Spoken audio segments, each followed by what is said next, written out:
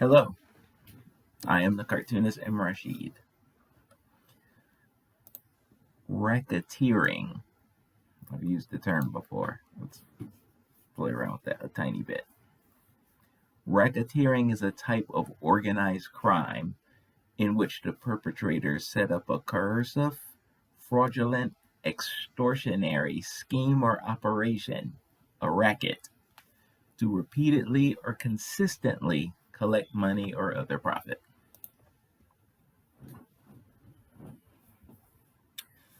The white supremacist ideology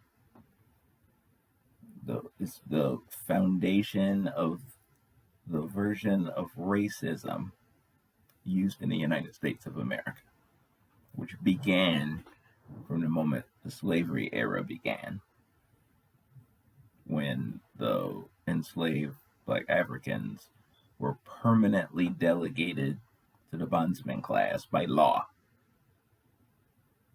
That created a white racist aristocracy, and it formed a racial phenotype, lineage-based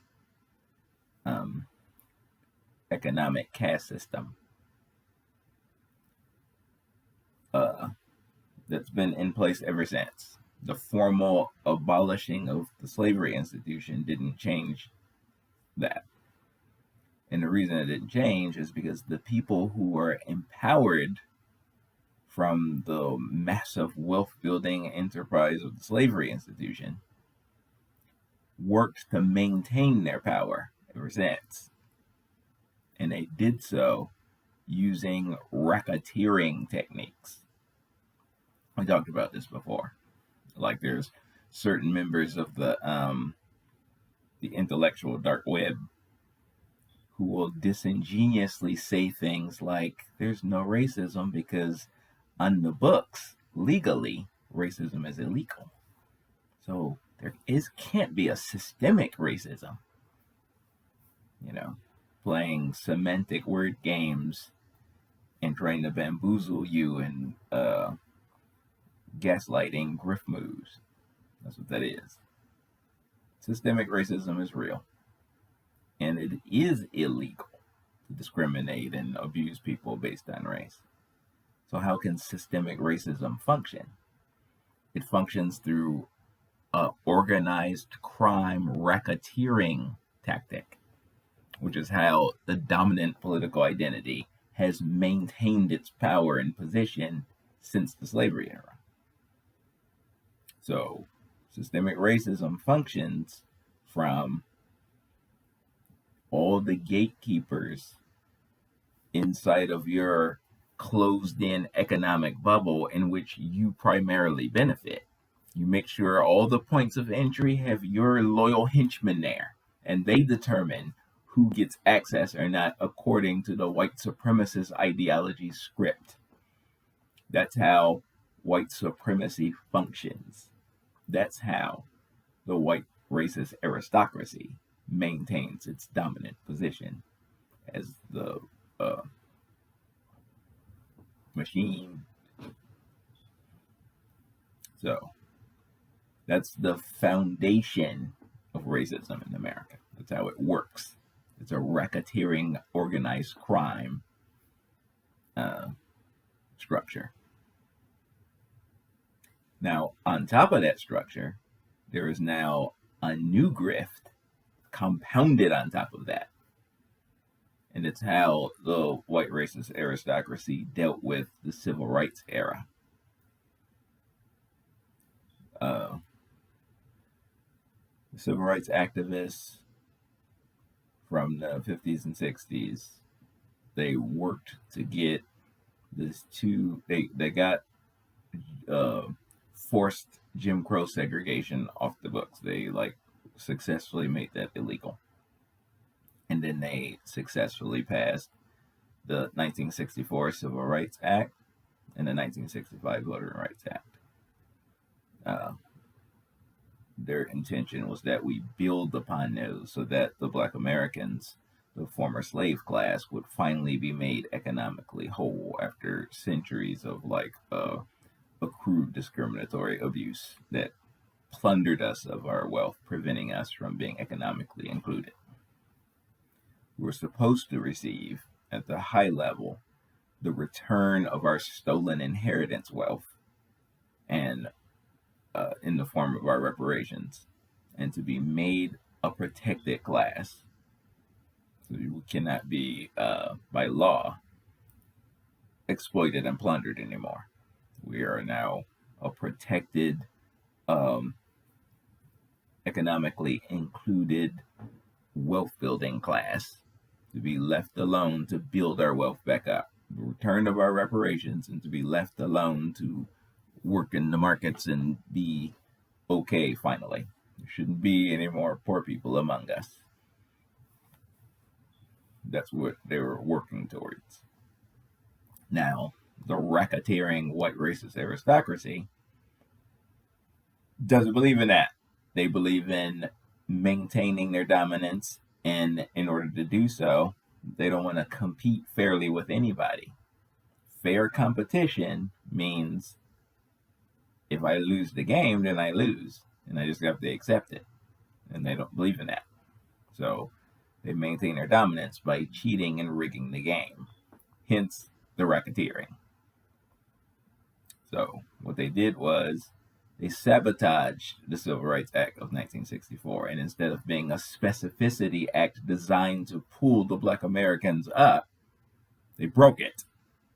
And they transformed it into an all lives matter, a general catch-all thing that enabled whites themselves, the most dominant political identity, to make themselves protected classes. So not only are you the dominant political identity that controls all avenues of access, you've now created all these like protected class that you can like take on the identity of and double dip. So now you both get to be the dominant political identity of this society that you deliberately tilted towards you, but you also now get to play victim in these oppressed victim and all of these protected classes you designed specifically so that you would get to be a member of them. So that's what they did to the civil rights. That's how they neutralized the Civil Rights Act. So on the other side of it, while members of them, usually the most vulgar and uncouth of them, say things like, well, this is a welfare state because we've paid all the blackies their reparations already. What are they still whining about?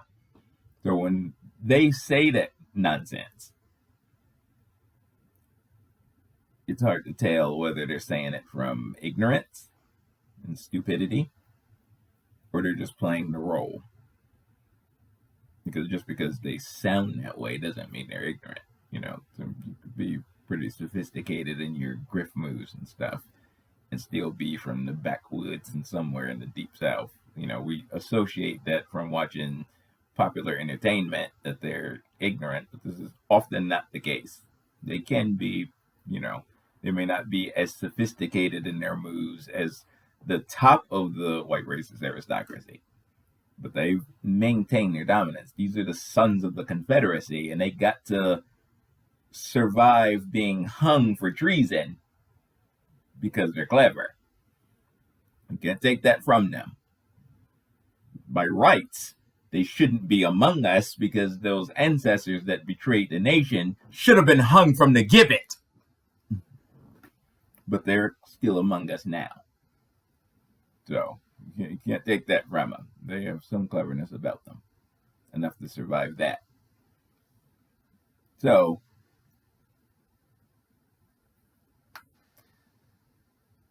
that's the nature of racism, and that's the nature of how racism is maintained by the dominant political identity. So another category of protecting it is the proponents and acolytes of it, of these fake protected classes, members of which are wearing white face.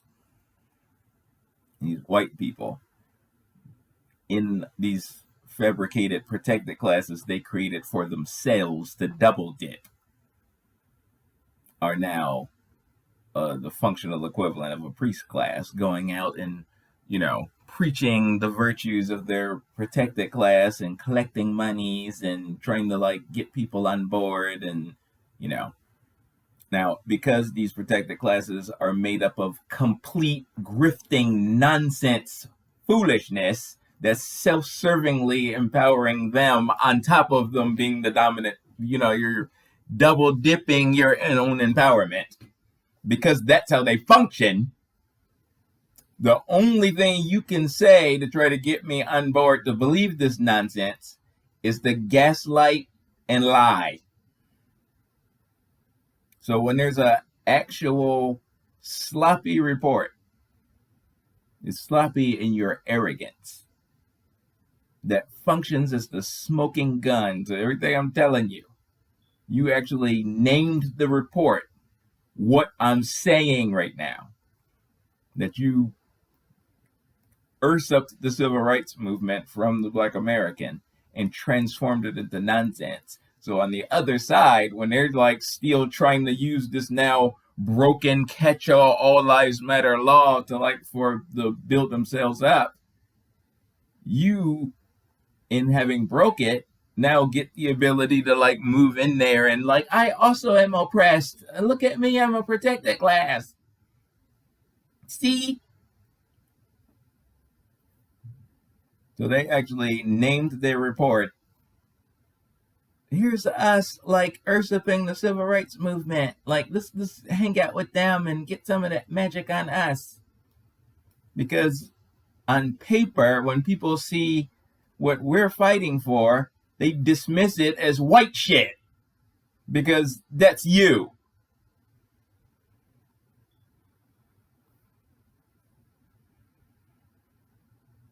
So,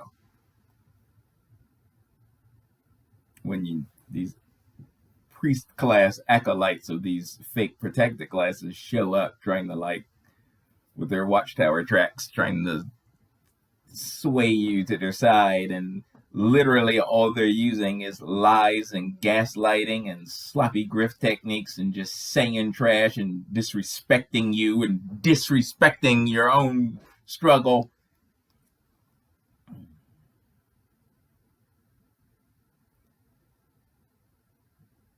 How else am I supposed to take that?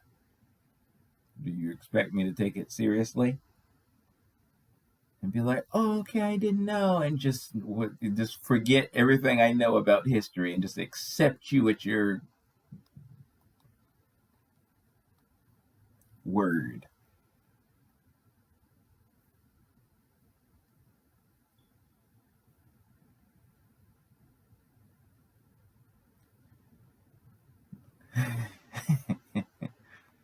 The white racist aristocracy is composed of all ideologies, classes, creeds, ethnic groups that make up the people who are formally allowed to claim white with no pushback.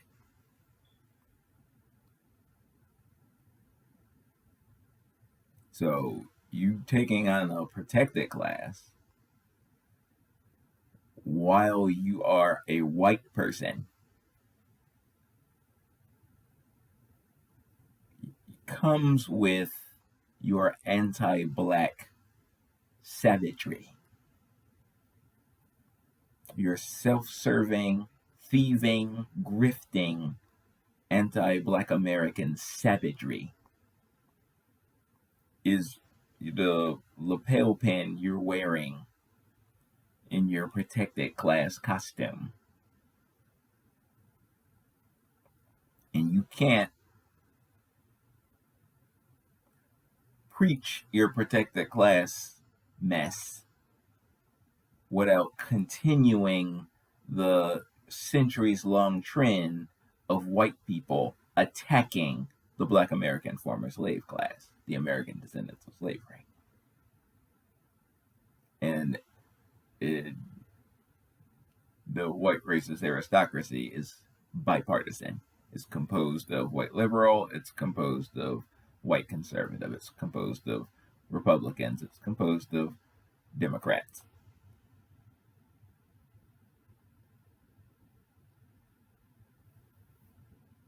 Stop coming on my thing preaching your mess. When I said get your game up, I didn't mean double down in the same crap I'm debunking in my work. I mean, come at it from a different angle and try to challenge me. I don't want your mess just sitting on my blog, just functioning as the something that can turn weak minds or people aren't in the material. You don't get to leave your watch track on my porch and just walk away. I'm not leaving it there.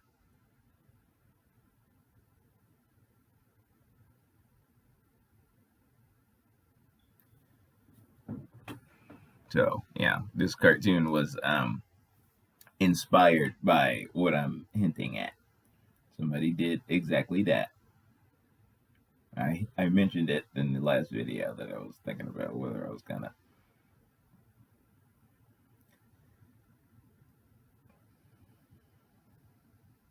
It's better for me just to make the video and talk about it than to waste my time like trying to break it down in the actual thing, which I still might do because there's some ignorant, gaslighty hot takes in what they wrote that are worth addressing. But should I address it just by typing at them, or should I just break it down and pull cartoons from it and take all the main points that they said and just cartoon them? Which I'll probably end up doing since I need the content anyway. I have some other stuff I would rather work on at the moment that I saw the ADOS guys post earlier on Twitter. But I'll get to it. I've already convinced myself. I'm gonna go ahead and do it. I'm not typing back at them because it's not worth it. I'm just gonna cartoon it. You know, I don't. That particular figure is. I've made enough cartoons about that stuff, you know, and the fact that it's still like irritating me like that. Where it means I haven't done enough to get that stuff off my chest. So I feel like I have some kind of personal creative closure in it. So apparently there's still work to do. And since this one here is so blazing and they're like, look, I've seen everything you said. Yeah, I know what smoking gun means, but so what? My response is, So I'm looking at that and I'm like, it's dumb, but you know, I can't let it just sit there and hang because hang there in the air like that because that only functions as a strength for them, for my ideological foes. Letting them just say stuff and let it hang there unaddressed when the mainstream, which is their tool, leans towards their mess. So if I don't address something that they say, it gives the impression that, see, they were right. They didn't have an answer. And there's always an answer. History is the answer. You know, your nonsense trails behind you like a blaring noise. So, you know, but people are generally not privy to that fact. They're generally like uncritically repeat the mainstream points as if they are default true. And there are certain like cartoonists, white cartoonists on Facebook who's used their platform to project that very thing. And it's, you know, irritating watching it because, you know, their success and their careers gives them a sense of, you know, when people are like they get their PhD in math, let's say, and they act like it means they're bona fide experts in literally everything they feel like saying. So these particular characters function that way, you know. And occasionally they'll irritate me enough where I'll post on their stuff, but it's better just to watch them and watch how they move and try to caricature that, you know. The caricature, like the stuff they say that stands out strongly enough for me, where it's like, okay, this is a glyph that's worth decoding and holding up so people see it. You know, that's why I don't want to risk getting blocked by these folks, just so I still have access to their thoughts, you know, how they like project, you know. It's important, and it's particularly from these particular protected class priests. Same. So I'm not trying to discourage them from posting and stuff, despite how watching the agents of white supremacy move in the earth, it irritates me and it angers me. Like I want to stomp them out like roaches, you know. But my people are still being built up, you know. The ADOS movement is still growing and doing its thing and doing what they do, you know. So until we get finally claim the scepter of our protected class status that's long denied us, we're vulnerable. And the moves we make have to be with precision. And I saw a tweet from Yvette earlier where she was like annoyed that the machinations of our like diabolical skinfolk immigrants had ADOS wasting their time needing to like debunk their smears instead of focusing on getting the message of the ADOS black political agenda out to the people. Like that was important, but we were like wasting time needing to like counter like active mass media attacks calling us Russian bots and stuff like that and Trump supporters and that nonsense, you know. So her irritation from the tweet was palpable, and I'm like, I agree. You can't just let that stuff hang that way. You can't let the unlimited deep pockets multimedia super corporations just say shit and not address it. You have to address it because people are stupid. The